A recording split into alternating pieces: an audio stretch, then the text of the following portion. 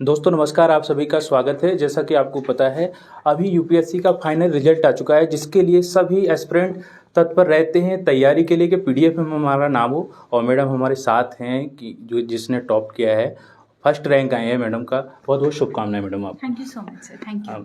Madam जो first rank आई है, ऐसा पीडीएफ में देखकर कैसा लगा आपको? फीलिंग तो बहुत ही अच्छी होती है बिकॉज जी। इस एग्ज़ाम में बहुत सारी मेहनत होती है, जी। कई सालों की। जी। मेरा 5th अटेम्प्ट था, जी। तो मेहनत तो काफ़ी सालों की थी। बट देख के रिजल्ट तो पहले विश्वास नहीं होता है, बट इनिशियली धीरे धीरे जब फीलिंग सिंक इन करने लग जाती है तो ये रियलाइज़ कि हाँ ये रियलिटी है। अच्छा, क्या स्ट्रेटजी रही, क्या रणनीति रही इसके लिए आपकी तैयारी की? स्ट्रैटेजी मेरी चेंज हुई क्योंकि 5 अटेम्प्ट है, लंबा जर्नी रहा है। हर बार मैंने कुछ अलग ट्राई किया अपने लिए, बट इन द एंड जो मुझे समझ में आया है वो ये है कि हमें एक बहुत ही लिमिटेड बुक रिसोर्स फॉलो करने की ज़रूरत है। बहुत सारे मटेरियल के पीछे भागने की ज़रूरत नहीं है। दूसरी चीज़ है, सिलेबस और प्रीवियस ईयर क्वेश्चंस को हमेशा टच में रखे रहें, so that you have an idea क्या पढ़ना है, कितना पढ़ना है, यूपीएससी की रिक्वायरमेंट क्या है। इसके अलावा तीसरी चीज़ जो है वो है अपनी बेसिक एनसीईआरटीज़ कवर करना and multiple number of revisions. I think these are 4 things if we stick to, वो एक बहुत ही रिक्वायर्ड है फॉर द यूपीएससी एस्पिरेंट। अच्छा।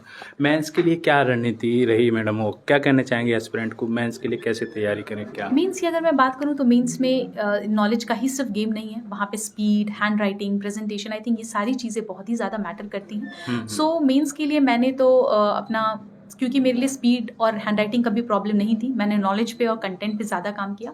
मेंस यूजुअली ज़्यादा करंट ओरिएंटेड होता है, तो if we have a properly detailed strategy to cover a current affairs, that can help us a lot in writing good answers. अच्छा madam, coaching या self study कर रहे थे आप, कोचिंग का कितना रोल रहा है?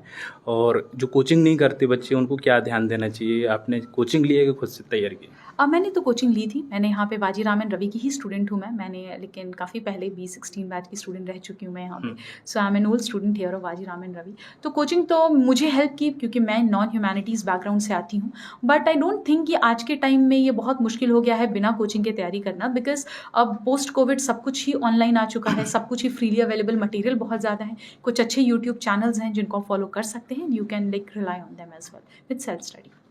मैडम जब रिजल्ट देखा तो पेरेंट्स के लिए आपने बताया कि उन्हीं ने आपका रिजल्ट देखा था? जी नहीं, मैंने देखा था, मैंने उन्हें कॉल किया, मम्मी को भी, पापा को भी, उनको घर पे बताया। दे आर वेरी हैप्पी क्योंकि आई थिंक इस दिन का तो हमने काफ़ी टाइम से इंतज़ार किया था फाइनली। सो या तो फर्स्ट रैंक देखकर ये कैसे आपको लग रहा था कि हमारी फर्स्ट ही रैंक आएगी ऐसा? नहीं सर, ऐसे तो किसी को भी नहीं लगता है। जी। इनिशियली तो बस इतनी दुआ होती है भगवान से कि कम रैंक लिस्ट में नाम हो, तो वही था। But finally by God's grace it was rank 1।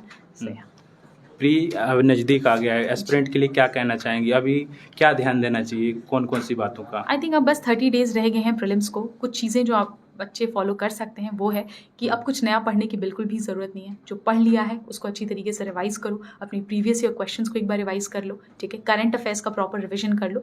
And for upcoming 15 days कुछ मॉक्स आप और दे सकते हो, full length test, in order to check कि आपकी परफॉर्मेंस कैसी है। But in the last 10 days I would advise you not to go for any kind of mocks, क्योंकि फिर अगर कुछ गलत होगा और समथिंग, देन एट दैट आपका वो मोटिवेशन डाउन करेगा, कॉन्फिडेंस डाउन करेगा।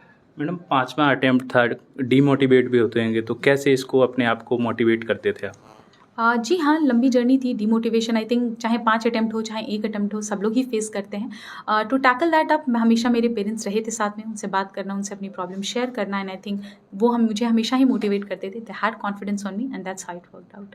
ठीक है madam, all the best. Thank you so much. Thank you.